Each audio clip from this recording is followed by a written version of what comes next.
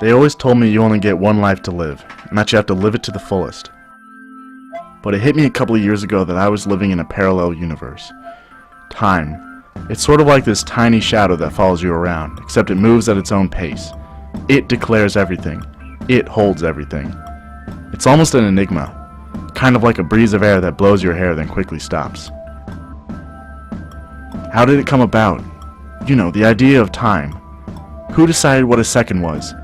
Who decided how long an hour should be?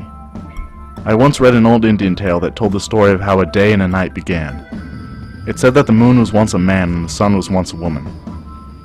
The man chased the woman until a strong breeze blew them both towards the sky, and she became the sun while the man became the moon. It didn't make much sense at the time, but now I see that the constant chase the moon has for the sun is like the constant chase we have living our own lives. No one can deny that an hour has become a minute. The only way I can explain it is by using the examples I've been given, from my childhood to my awkward years to adulthood.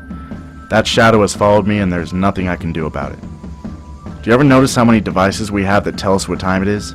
It feels like a countdown.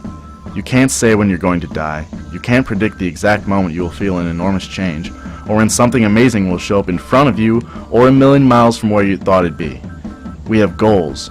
We like to make a purpose. We want to understand things we know we can't. We live. Many wish to die.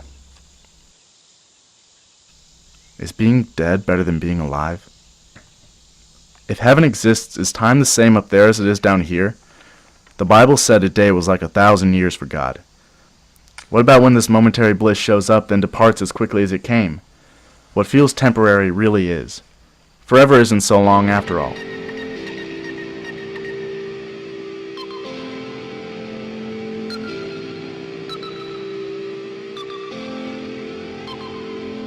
As I stare at the ceiling and get up to make something out of the day, I go back to bed just as quickly to stare at the same exact ceiling.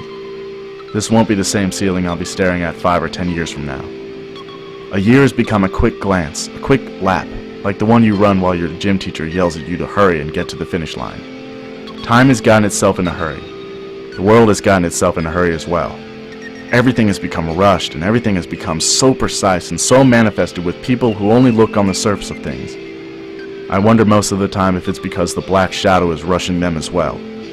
All of us individually. Time.